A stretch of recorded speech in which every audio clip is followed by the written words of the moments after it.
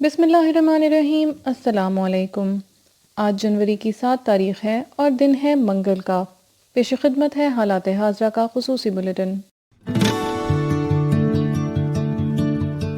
افواج پاکستان کے سربراہان کی مدت ملازمت میں توسیع کا بل پاس۔ قومی اسمبلی کے اجلاس کے دوران سروسز ایکٹ ترمیمی بل کی شقوار منظوری کر لی گئی۔ قومی اسمبلی کے اجلاس میں پاکستان آرمی ترمیمی بل 2020، پاکستان نیوی ترمیمی بل 2020 اور پاکستان ایئر فورس ترمیمی بل 2020 منظور کیے گئے۔ یہ ترامیم Pakistan army act 1952، Pakistan air force act 1953 اور پاکستان بحریہ ایکٹ 1961 سے متعلق ہیں۔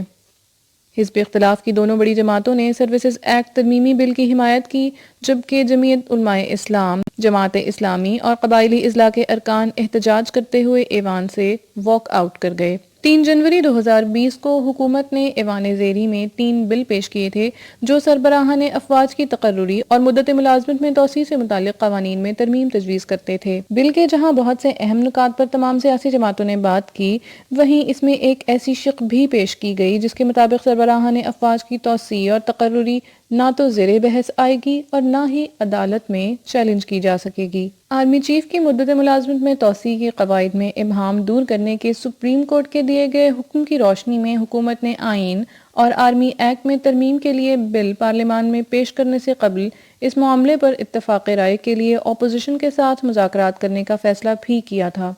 کابینہ کے ایک رکن نے بتایا تھا کہ ترمیم کے مطابق آرمی چیف کی مدت ملازمت میں توسیع کی صورت میں ان کی ریٹائرمنٹ کی زیادہ سے زیادہ عمر 64 برس ہو جائے گی، جبکہ عمومی عمر 60 سال ہی رہے گی، اور وزیر اعظم کا استحقاق ہے کہ مستقبل میں آرمی چیف کو توسیع دے دیں۔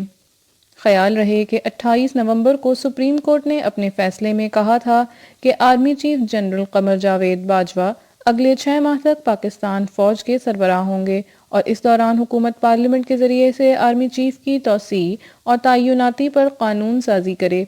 علاوہ ازیں 2 جنوری کو وفاقی حکومت نے آرمی چیف کی مدت ملازمت سے متعلق دیے گئے 28 نومبر 2019 کے فیصلے پر حکم امتناع مانگتے ہوئے ایک متفرق درخواست بھی دائر کی تھی۔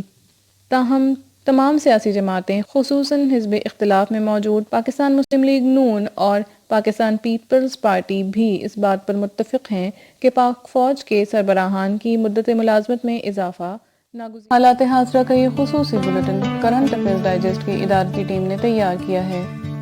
اگر آپ کو ہمارا یہ بلیٹن پسند آیا ہے تو اپنی قیمتی آراء سے ہمیں ضرور آگاہ کیجیے۔ ہمارے کانٹیکٹ ڈیٹیلز اور سوشل میڈیا لنکس آپ کی سہولت کے لیے ڈسکرپشن باکس میں موجود ہیں۔